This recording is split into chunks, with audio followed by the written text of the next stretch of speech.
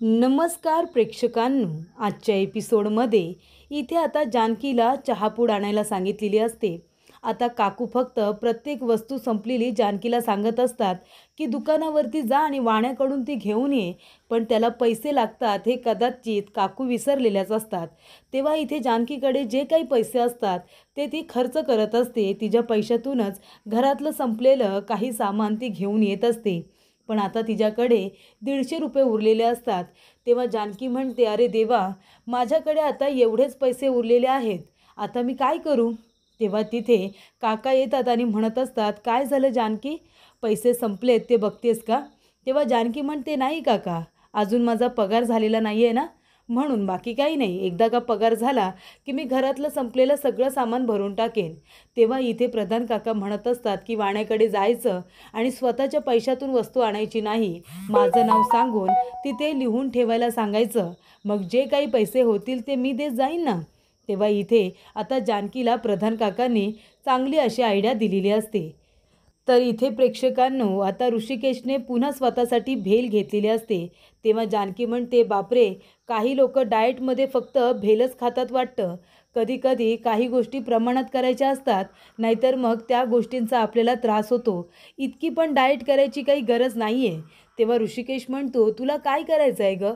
तुला काय माहिती काय माझ्याबद्दल? आणि मला आवडतं फक्त भेल खाऊनच डाएट करायला. तेव्हा इथे जानकी म्हणत असते की आवडतं की नाईलाज आहे म्हणून या गोष्टी करतोयस. तेव्हा ऋषिकेश म्हणतो, म्हणजे तुला काय माहिती काय आहे गं माझ्याबद्दल?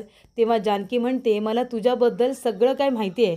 तू इथे का आलं आहेस, कशासाठी आलं आहेस, काय सिद्ध करायला आलं आहेस ना, ते मला सगळं काही माहिती आहे. अरे स्वतःला सिद्ध करण्यासाठी इथे आलं आहेस ना, मग त्यासाठी आधी स्वतःचं एक वेळचं पोट तरी भरता आलं पाहिजे की नाही, सांग बरं तू. म्हणून मी तुला सांगते, जी गोष्ट आपल्याला जमत नाही ना, ती मान्य करायची आणि ती गोष्ट आपण शिकण्याचा प्रयत्नसुद्धा करायचा. तेव्हा ऋषिकेश म्हणतो, म्हणजे? तेव्हा जानकी म्हणते की आता स्वतःला सिद्ध करण्यासाठी घरातून बाहेर पडलेस ना, मग एक वेळचं स्वतःचं पोट तरी भरता आलं पाहिजे तुला, की रोज आता भेल खाणार आहेस? म्हणून तू आहे ना स्वयंपाक बनवायला शिक. अरे जी गोष्ट आपल्याला येत नाही ती शिकण्यामध्ये काही कमीपणा नाही आहे. आणि इथे ऋषिकेश म्हणत असतो, अगं पण ज्या मुलाने कधी किचनमध्ये पाऊलसुद्धा टाकलेलं नाही आहे, त्याला स्वयंपाक बनवता येईल? तेव्हा जानकी म्हणते, का नाही येणार? प्रत्येक गोष्टीची सुरुवात करत असताना ती गोष्ट आपण पहिल्यांदा करतच असतो ना. तुला स्वयंपाक आता जरी येत नसला तरीसुद्धा तू शिकल्यानंतर तुला काही ना काहीतरी बनवता येईलच की. तेव्हा इथे जानकी म्हणत असते, आणि तुला येत नसेल तर शेजारी पाजारी इतके लोक आहेत, कुणी ना कुणीतरी मदत करेलच तुला, कुणीतरी शिकवेलच ना. तेव्हा इथे ऋषिकेश म्हणतो, कोण शिकवणार आहे मला? आणि काय गं, तू एवढं सगळं मला सांगतेस, तू काय इथे कुकिंग क्लासेस वगैरे घेतेस की काय? आणि तुला स्टुडंट हवेत म्हणून तू इथे आमच्यासारख्यांना गोळा करतेस तुझे स्टुडंट म्हणून. तेव्हा जानकी म्हणते, एक मिनिट, मला असं काहीही करायचं नाही आहे, कळलं ना? एकतर मी इथे चांगल्या मनाने तुझी मदत करते आणि वरून तू मलाच बोलतोयस का? ऋषिकेश म्हणतो, जा ना, तुझी मदत कुणी मागितले? तेव्हा जानकी म्हणते, ठीक आहे, आता तुला मदत करायला तर मी येणारच नाही. त्यानंतर प्रेक्षकांनो, इथे ऐश्वर्या म्हणत असते की मॅक, आज ना मी आता खूप बोर होत चालले आहे. आपण एक काम करूया ना, आपल्या नवीन बिझनेसबद्दल आपण काही गोष्टी ठरवून घेऊया. तू मगापासून काही बोलतच नाही आहेस, मी एकटीच बोलते, मी खूपच जास्त बोर झाले आहे मॅक. मॅक, काय झालं आहे? तू माझं बोलणं ऐकतोयस की नाही, सांग ना. तेव्हा इथे मॅक म्हणत असतो, नाही ऐकतोय ना ऐश्वर्या, तू जे काही बोलतेस ते मी ऐकतोय. तेव्हा इथे ऐश्वर्या म्हणते, हो, तू ऐकतोयस मी जे काही बोलते ते, मग सांग बरं मी आता काय बोलले तुला?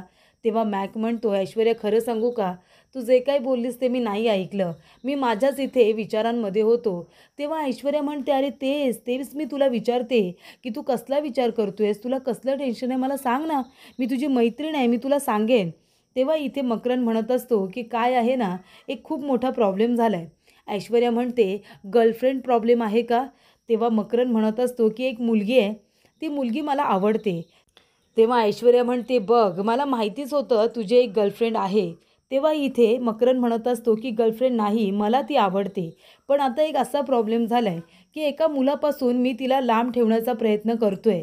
पण आता असं काहीतरी घडलं आहे की तो मुलगा तिच्या जाऊन शेजारी राहायला लागला आहे आणि ते दोघेजणं एकमेकांबरोबर आता बोलतील वगैरे. या गोष्टीमुळे मला खूपच जास्त टेन्शन आलं आहे.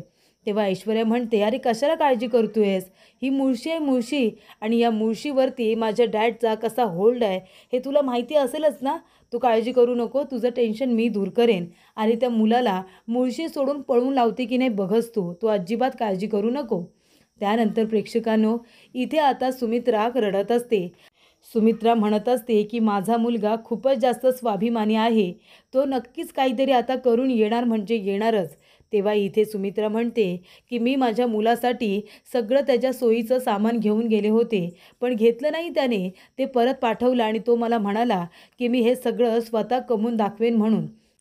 आता तरी कळलं का तुम्हाला नानासाहेब रणदिवे की ऋषिकेश हरणाऱ्यांमधला नाही आहे. तेव्हा इथे नानासाहेब म्हणतात की सुमित्रा, अगं ऋषिकेशने ते सगळं सामान घेतलं नाही या गोष्टीचा मला आनंदच आहे. तेव्हा इथे सुमित्रा म्हणत असते, हो आनंद झालाय तुम्हाला, मला तर वाटत नाही. तेव्हा नाना म्हणतात, का का मला आनंद होणार नाही. अगं याच गोष्टीसाठी तर मी त्याला घरातून बाहेर काढले ना. अगं सुमित्रा, तुला असं का वाटतंय की मी त्याचा दुश्मन आहे म्हणून. अगं माझा मुलगा आहे तो, हा सगळा बिझनेस पैसा अडका हे सगळं कुणासाठी आहे, या माझ्या मुलांसाठीच आहे ना. ऋषिकेशने मोठा मुलगा म्हणून माझ्यानंतर हा बिझनेस सांभाळावा, हे घर सांभाळावं, यासाठीच मी प्रयत्न करतोय ना. अगं लहान असताना जेव्हा तू बोट धरून त्याला चालायला शिकवलंस, त्यानंतर तू त्याचा जेव्हा हात सोडलास आणि आपलं बाळ हे एकटं चालायला लागलं, तेव्हा तुला ऋषिकेशचं किती कौतुक वाटलं होतं, जेव्हा तो आपला हात सोडून एकटा चालायला लागला होता. हो ना. मग आता तरी त्याला आपल्या पंखांखाली का ठेवायचं गं. इथे त्याला दुनियादारी कळायला नको. जोपर्यंत त्याला स्वतःहून दुनियादारी कळत नाही, तोपर्यंत तो स्वतःचं तरी पोट भरू शकणार आहे का, सांग बरं तू मला. आता जर मी त्याचं बोट सोडलंय त्याने काहीतरी आयुष्यामध्ये करण्यासाठी, स्वतःला घडवण्यासाठी, तर तुला मी चुकीचं का वाटतोय. तेव्हा सुमित्रा म्हणते, आहो पण या गोष्टी त्याला आपण इथे राहून सुद्धा समजावल्या असत्या ना. तेव्हा नाना म्हणतात, प्रयत्न नाही केले का आपण, प्रयत्न नाही केले का. हे बघ सुमित्रा, खरं तर इथे आता दगडाला सुद्धा जेव्हा आपण देवपण आणत असतो ना, तेव्हा दगडाला सुद्धा टाकीचे घाव सोसावे लागतात, तेव्हा त्याच्यातून एक छान अशी मूर्ती बाहेर येत असते. कळतंय का तुला.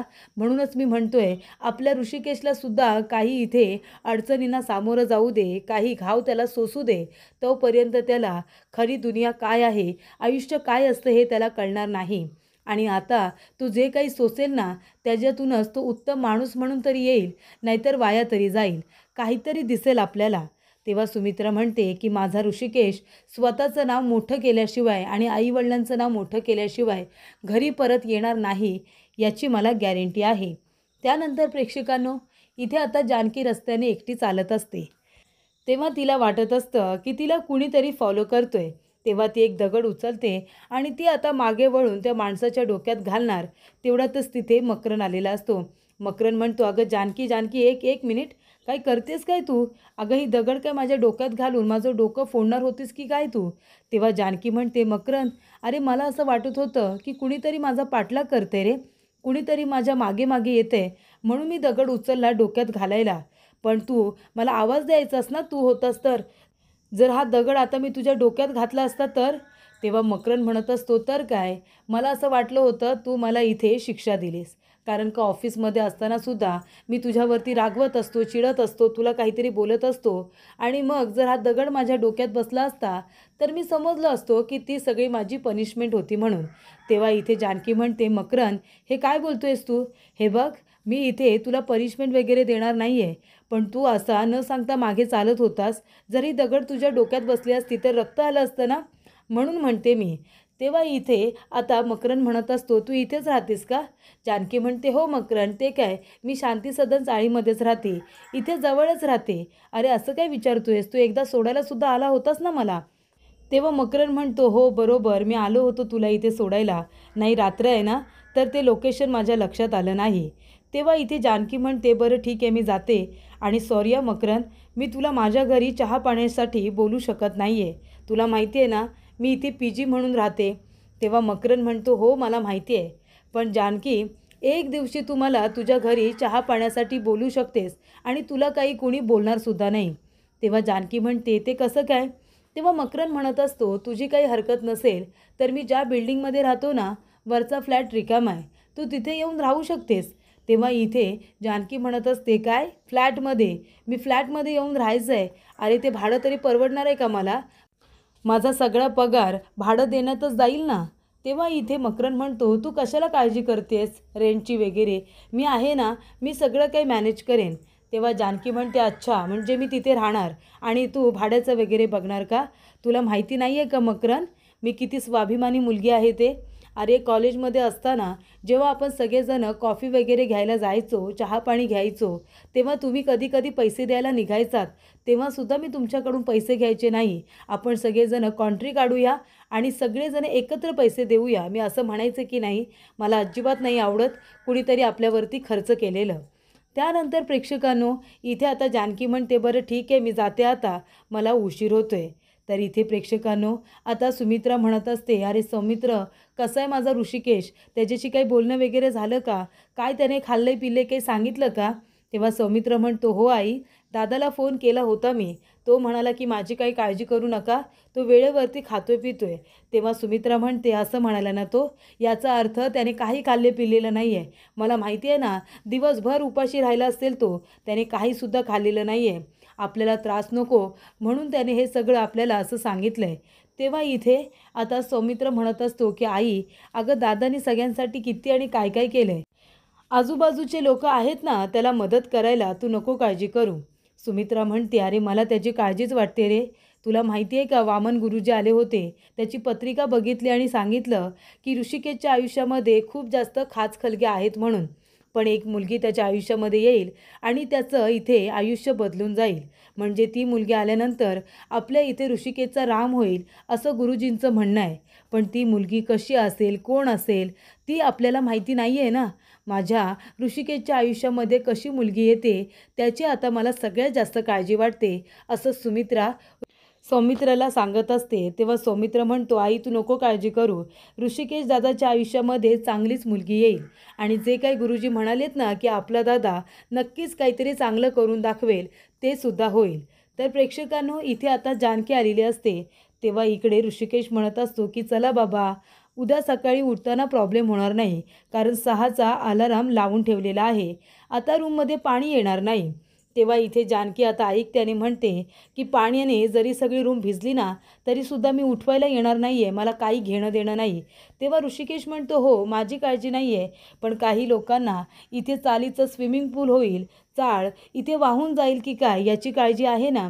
तेव्हा जानकी म्हणते, हो पण आता मी अजिबात तुझी मदत करायला येणार नाही आहे, तू काही कर, कितीही झोप, मला घेणं देणं नाही आहे तुझ्याशी.